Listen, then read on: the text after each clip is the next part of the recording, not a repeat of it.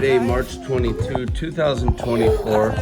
Mama is gone. Dad's been alone for a few days and all last week with the kids. I'm not very good at it. You should see this place. Oh, she's gonna have a heart attack. It looks crazy. All right, breakfast this morning. I made chicken nuggets for their lunch and sandwiches with popcorn. Such a dad move. I know.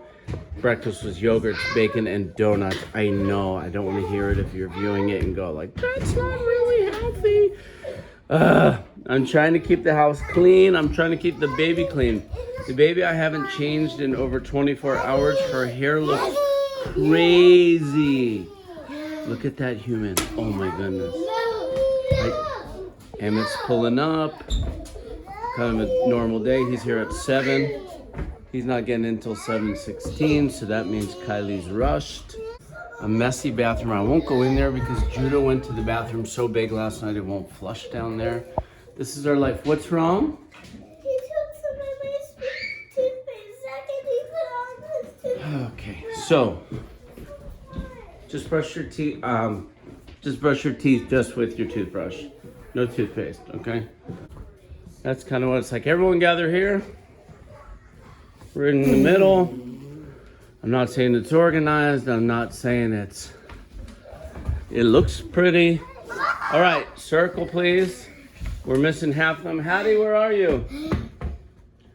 All right, we're just gonna pray. Let's just say our verse as Emmett comes in, okay? Tell us how we're not. Hi, Emmett, you're on camera. Anyway, we're praying and then you're just kind of going right back in the car. Kind of hold hands, Judah hold elbow. Elbow to elbow and all right. We're just doing the verse this morning and not like a big prayer. Lord, we just ask you to help us with loving you the way that it pleases you. So as we learn or as we work or watch kids or do our jobs, we just ask that you would guide us to a life that's honoring to you and loving of you. So we say, love the Lord your God with all your heart, soul, mind, and strength. And love your neighbor as yourself. Okay, go to your car, please. All right, so I got a binder in my knees here just to get her hair done. She does have a knot because she's under the care of Dad, and that happens. All right, she finally let me get the knots out of her hair, and now we're working on a ponytail. I've got dog ears, 2 ponytails, and Anna, 1 ponytail in Hattie. All right, we dressed 6. We kept 6 alive with Mama gone. Judah's reading the book. He's in perfect peace this morning despite all the craziness. Emmett, was your mom late? Yeah. Was she feeling rushed? Oh, okay, good. And I think all the other humans are back there. Oh, we should check. Zach? Okay, Luke? Hattie, Emmett, Anna, and okay, and baby.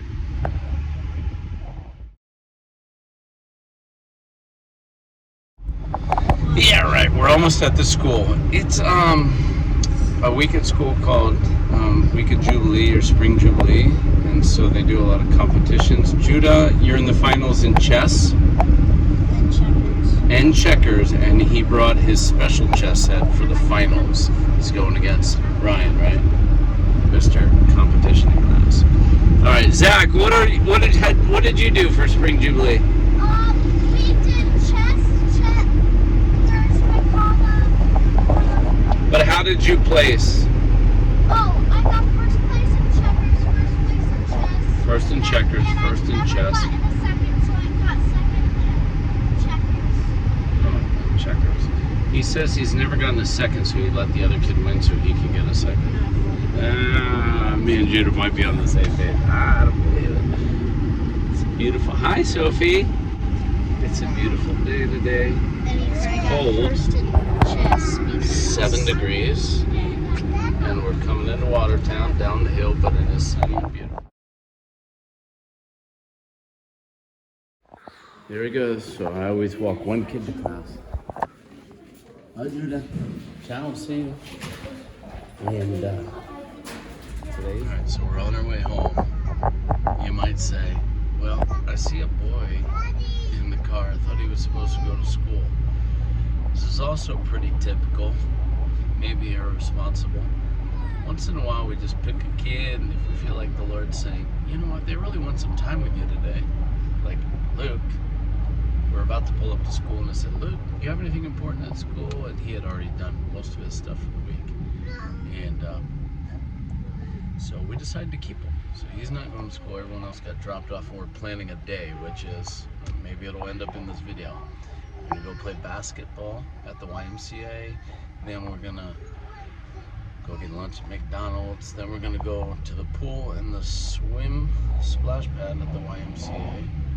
And then go get the kids.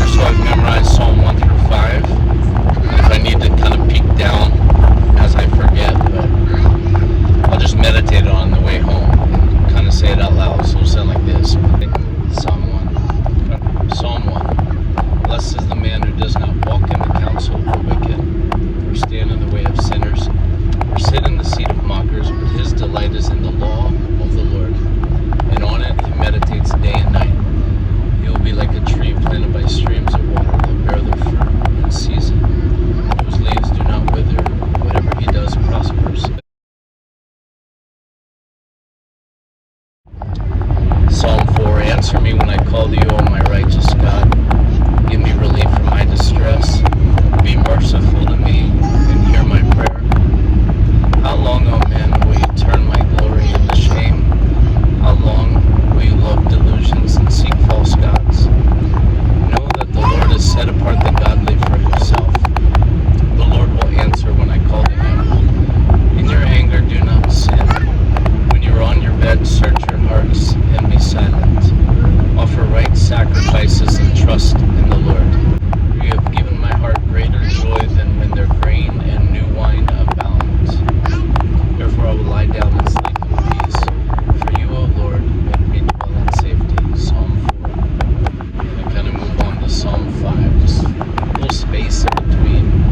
But as I'm driving through the fields, rather than floating on my phone or listening to meaningless radio, just think on the Word of God and let that refresh my soul. 4 to 6 lines would be great, but it's just a slow turn of the dial every day a little bit. So after about 2 weeks, again, I'm on Psalm 5 play. So we can do normal things, but we can still dwell on the Lord and make them rich moments, while I sometimes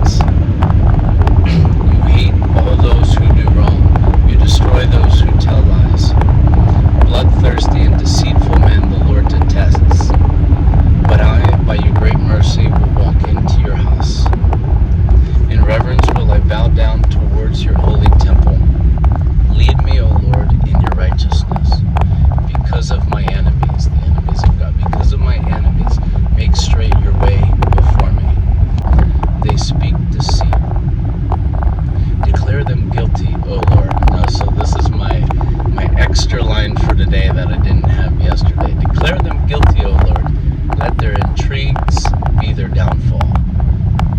So even if I have to kind of look down at it once or twice on the way home, and we're almost there, on the way home, I just look down again, and I really hope to get that 1 or 2 lines down by the time I hit the driveway. So just as a good discipline before I go in the house, if I don't have it down yet, I just take that extra few minutes, and then when I go in the house, trying to be a light to my wife and the baby, and encourage her and pour into her, and then I usually start in the morning in the Old Testament, where I'll just kind of read maybe 2-3 chapters, New Testament at night.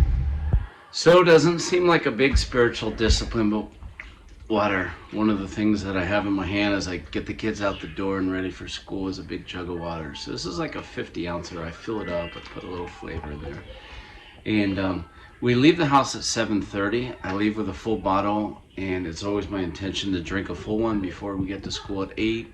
And I'll actually finish 3 of these before noon, but I don't allow myself any sweet drinks, at least until 2 of these are done. So if you're a coffee drinker, for me, Diet Coke drinker, I don't allow myself to even have 1 until 2 of these are done. And I kind of stay full all day, and so then just drinking that water, and I might have some fruit and veggies and all that throughout the day, but it cuts down on that craving for Egg McMuffins and junk and whatever.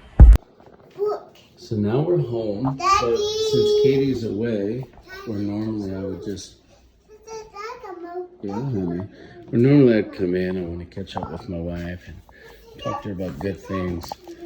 I don't have that ability today as she's out of state, so kind of back to the Old Testament. Reading plans. I'm not sure about reading plans. Like, it's these crazy reading plans out there that require you to read 8 chapters a day or 16 chapters a day, and a little bit in Leviticus, a little bit in Psalms, and a little bit in the Gospels, and that's all really chaotic, and it feels like a checklist. So for me, I don't do anything like that. This just works for me. I do the Old Testament in the morning, and I do the New Testament in the evening.